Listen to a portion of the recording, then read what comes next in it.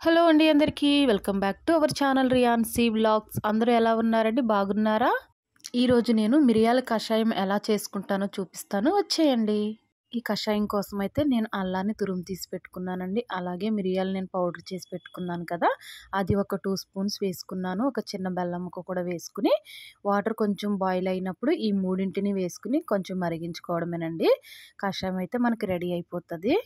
ఇంకా వర్షాలు కూడా స్టార్ట్ అయినాయి కదండి. ఈ సీజన్లో మనం ఇలా పిల్లలు కానీ పెద్దవాళ్ళు కానీ తీసుకుంటే జలుబు దగ్గు ఇలాంటివి ఏమి రాకుండా ఇదైతే మనకి ముందు జాగ్రత్తగా బాగా పనిచేస్తుందండి.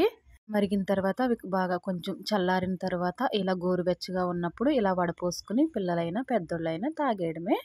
నేను మా పిల్లలకి స్కూల్ హాలిడేస్ ఇచ్చినప్పుడు ఇలాంటి కషాయాలు అయితే ఇస్తూ ఉంటానండి. సో మా పిల్లలకు కూడా అలవాటు, ఇదైతే తాగేస్తారు. ఇప్పుడు చూపిస్తానండి ఎలా తాగుతారన్నది.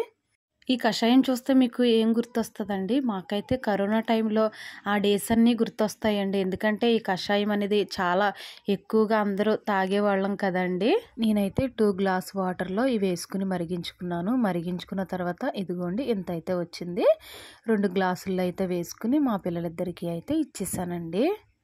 ఇంకా ఇక్కడ మా పిల్లలైతే తాగేస్తున్నారు చూడండి. వీడియో కోసం అయితే తాగి కషాయం కూడా సూపర్ ఉందని చెప్తున్నారు. ఇంకా మేమైతే బాగా నవ్వుకున్నాం.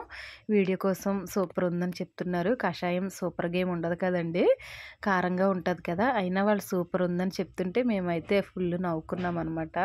మా పిల్లలైతే ఇలాంటి కషాయం బాగానే తాగుతారు, మారం అయితే చేయరు. నేను ఇంకా అల్లము, జీలకర్ర, పుదీనా ఇవన్నీ జ్యూస్ లాగా చేసి కూడా ఇస్తూ ఉంటాను. వీళ్ళకి అలవాటు. సో మీరు కూడా ఇది తప్పకుండా ట్రై చేసి మీ పిల్లలకైతే ఇవ్వండి. మా వీడియోస్ మీకు నచ్చినట్లయితే తప్పకుండా రియాన్సీ వ్లాగ్స్ని సబ్స్క్రైబ్ చేసుకోండి.